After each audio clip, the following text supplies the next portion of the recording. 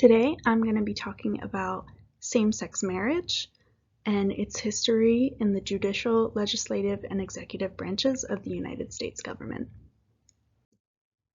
So I wanted to start this presentation off by reiterating the words spoken by President Barack Obama following the Supreme Court recognition of marriage equality on June 22nd, 2015.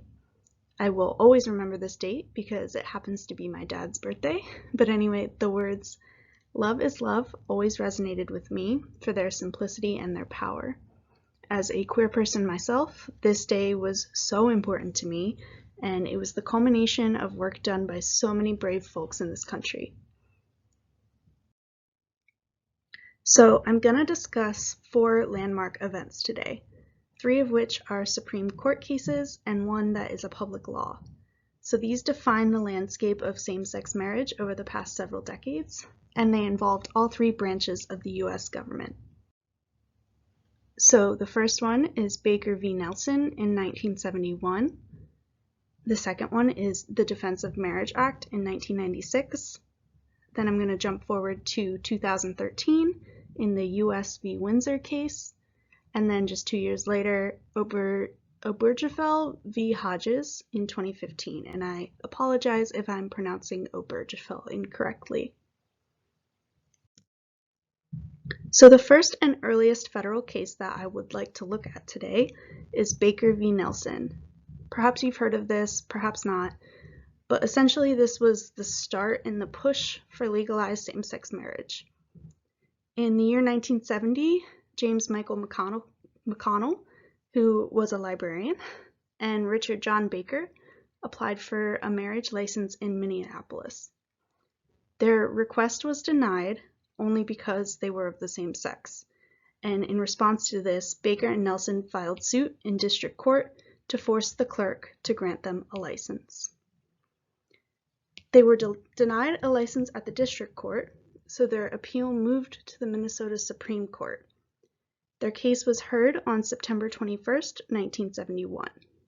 The court affirmed the earlier ruling, and the appeal that Baker and Nelson filed cited violations to the First, 8th, 9th, and 14th Amendments.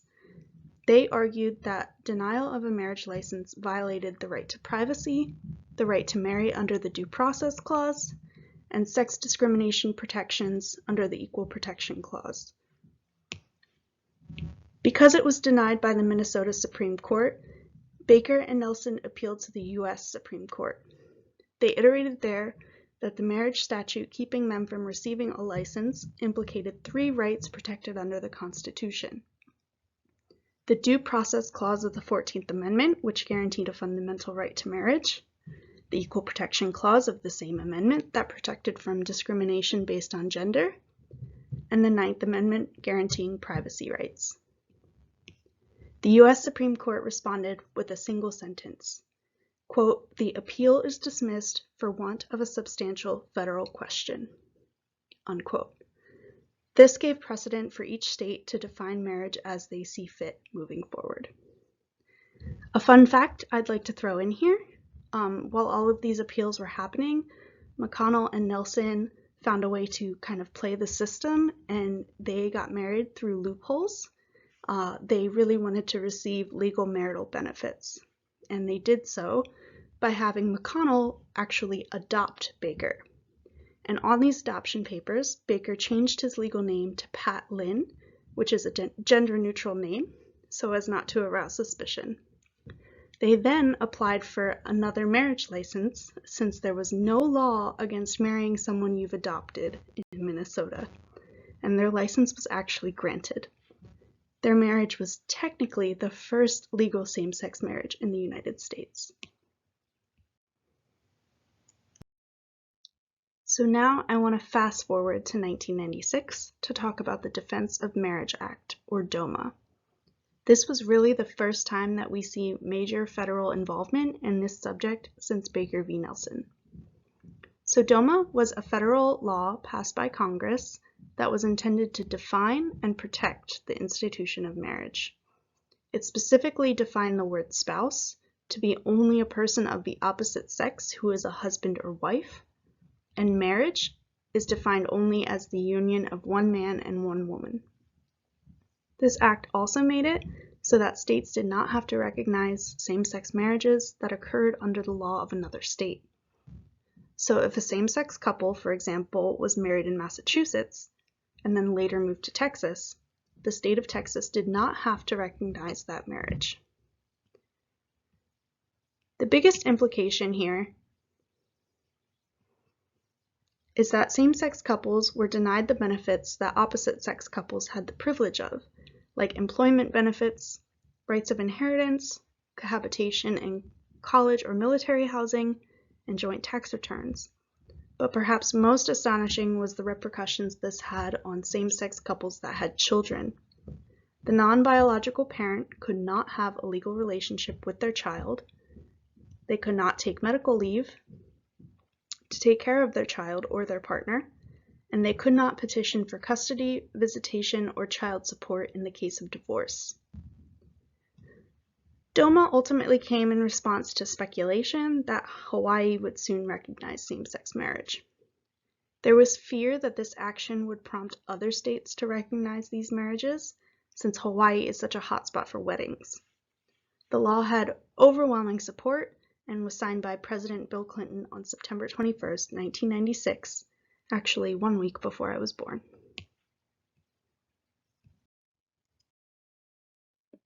The next case, United States versus Windsor, was a landmark Supreme Court civil rights case that determined that the Defense of Marriage Act's denial of federal recognition of same-sex marriage was a violation of the Due Process Clause of the Fifth Amendment.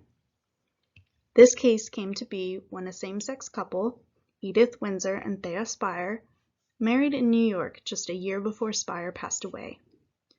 Windsor tried to claim a tax exemption for surviving spouses, but was prevented from doing so by DOMA. Windsor sued her district court with the help of the bipartisan legal advisory group, and the district judge determined that DOMA's Section 3 was unconstitutional. This was then affirmed by the U.S. Court of Appeals and brought to the Supreme Court by the Department of Justice. In a 5-4 decision on June 26, 2013, the Supreme Court found Section 3 of DOMA to be unconstitutional. This decision meant that the federal government could treat state-sanctioned same-sex marriages no different than state-sanctioned heterosexual marriages. This meant same-sex married couples now receive the benefits of any and all opposite-sex married couples, and that all states must recognize a marriage performed legally in another state.